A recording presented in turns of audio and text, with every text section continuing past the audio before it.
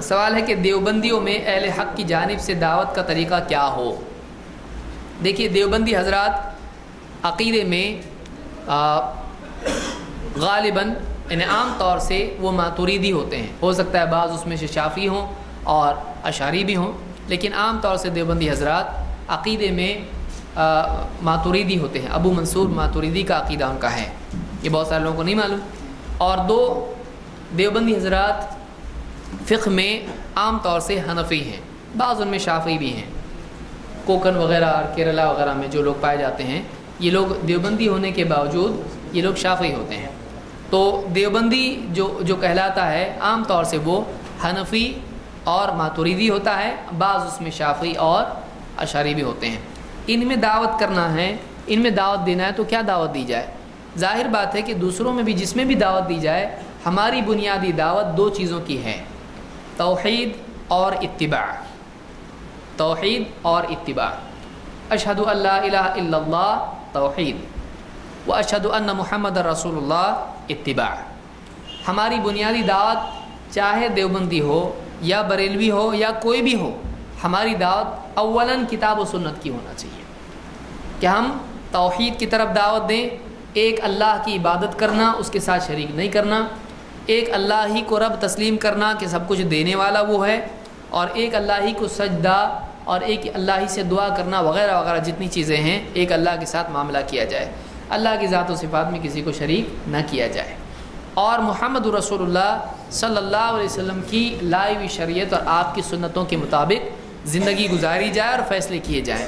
بنیادی طور پر ان کو یہ دعوت دینا چاہیے. ایک دوسرے یہ کہ ان کو امت کے سلسلے میں بتانا چاہیے کہ امت میں آج شرکیات اور اسی طرح سے بدعات عام ہیں، امت میں جہالت عام ہے. لہٰذا امت میں اگر خیر کو لانا ہے تو کتاب و سنت کو ذریعہ بناتے ہوئے، مصدر بناتے ہوئے ان میں توحید اور اتباع کی دعوت دینا ضروری ہے. ان کا ذہن یہ بنا جائے. تو دیوبندی حضرات میں آپ پہلے ہی مرحلے میں شروع کریں. آپ کے اندر یہ غلطی ہے، آپ کا عقیدہ ایسا ہے، آپ کے فلاں عالم نے لکھا ہے، وہ غلطیاں اپنی جگہ ہیں، لیکن پہلے مرحلے میں آپ یہ بات شروع کر دیں گے، وہ آپ سے متنفر ہو کے آپ سے دور ہو جائے گا. آپ اس سے کہیں دیکھیے ہماری دعوت کیا. کوئی پوچھے آپ کی دعوت کیا ہے، آپ کہیں ہماری دعوت یہ کہ آپ کے قاسم نانوتوی نے ایسا ایسا کہا، وہ غلط ہے.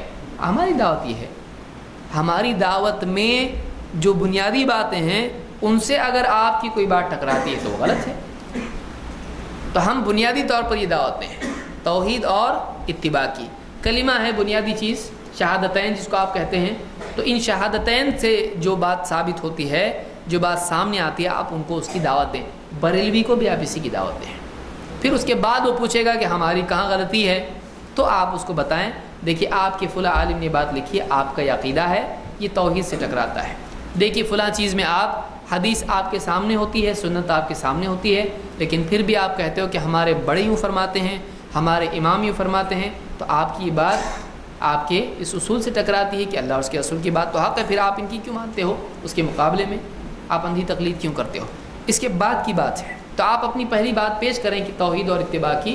اس کے بعد جب وہ آپ سے پوچھے گا کہ پھر ہم بھی تو یہی کرتے ہیں، آپ بتاؤ نہیں، دیکھو آپ ایسا کرتے ہو لہٰذا آپ یہ نہیں کرتے، آپ ایسا کرتے ہو لہٰذا آپ یہ نہیں کرتے. اس میں کچھ باتوں کا لحاظ رکھا جائے، وہ یہ کہ دل میں ان کے لیے نفرت نہ رکھی جائے، ان کے لیے نفرت کی بجائے ان کی برائیوں کے لیے نفرت رکھی جائے. ان سے ہدایت کی امید کرتے ہوئے ان کو دعوت دی جائے.